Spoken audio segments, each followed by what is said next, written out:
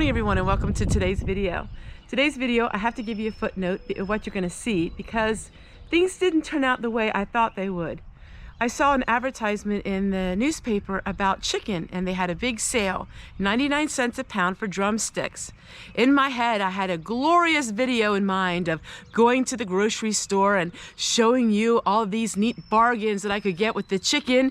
So we went to the grocery store, and right away things looked very different. Now, we haven't been there for over a year, and people who watched my videos years ago would remember me going to this grocery store. I thought this was a very good grocery store because they have their own butcher, and it's generally was a store that I loved going to many years ago. They would have bargains. We walked in the store, and right away things just didn't seem right, but you know, we just didn't think too much of it. We thought the store it just looked like it wasn't taken care of, which I know you've seen me do videos on other responses to things like the Dollar Tree and the economy. So we went to the butcher and got our chicken. I got 25 pounds of chicken. Walking down an aisle, and I said, something smells horrible.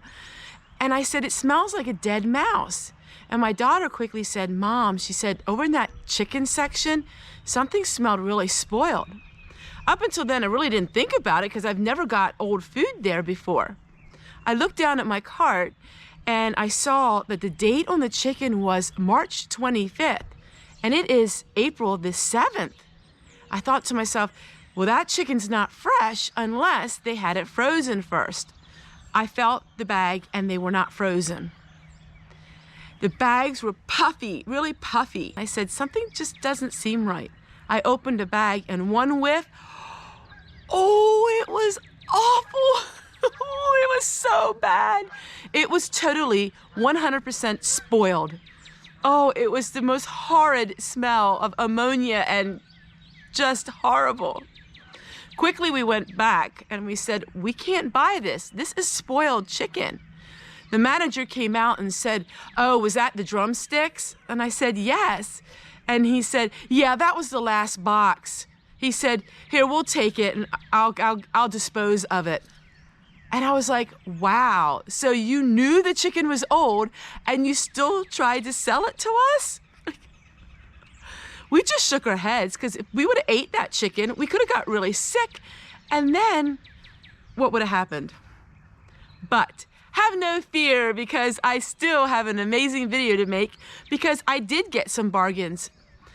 That store was very empty and it seemed like they were having a problem with moving their merchandise. Their stuff was so expensive, but they had 2 carts full of food that had almost reached expiration date. That was flour. So we are going to prep with the flour and the pasta that I got for $1. So each item was $1 each. So I was still able to get a bargain, but I did not get the chicken. And to this day, man, that smell of that chicken, I can't quite get over it.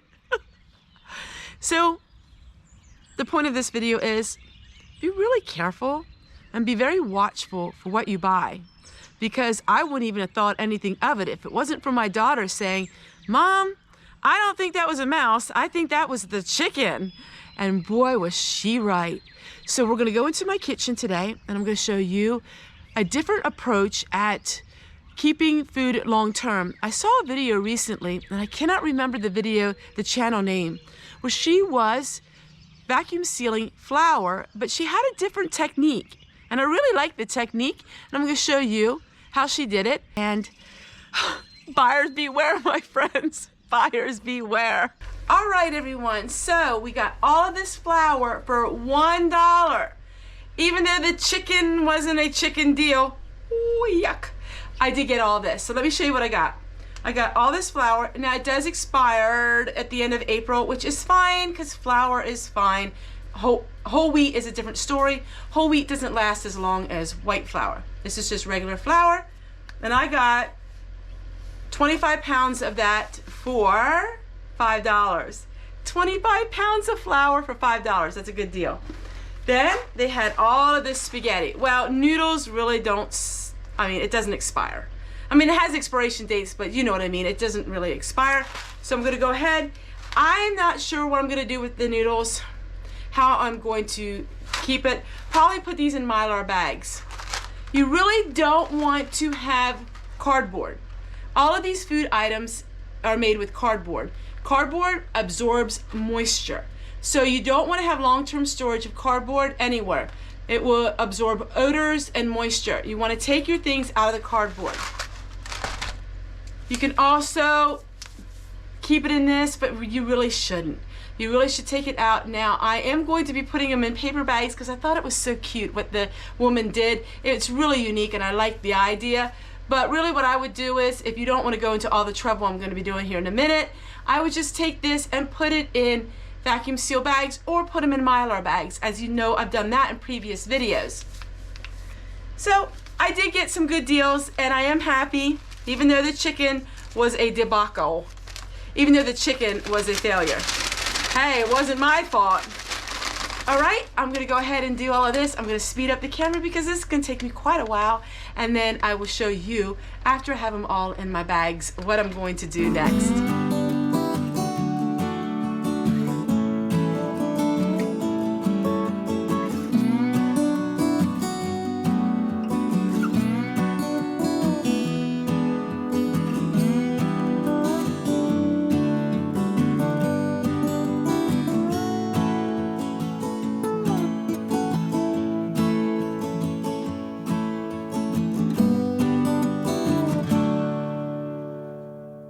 My friends, I hope you enjoyed the video. I can't wait to share with you tomorrow what we're working on, because you know it's always something different. Bye everybody. Now I have to go and I have to vacuum seal all of these bags and put them away in my pantry. Bye everybody. Hi everybody, it's Homestead Tessie coming to you again with a product review. And this is the Comfrey. And this is a vacuum sealer. You want to keep that food lasting as long as you possibly can. So let's open it up and let's see how easy it is to use. It has continuous sealing up to 100 bags. It also has high suction vacuum, so it's easy to vacuum seal all of your foods. Let's give it a try and let's see how good it works. The freezer. So I'm going to actually freeze these. So we put it on the wet because it is wet. It also comes with the attachment that you can use to seal jars with it. And it comes with an assortment of pre-made bags and bags that are on a roll. I prefer the pre-made bags. We're going to go ahead and we're going to have it food that is dry. And we're going to vac seal it. We're going to vacuum seal it.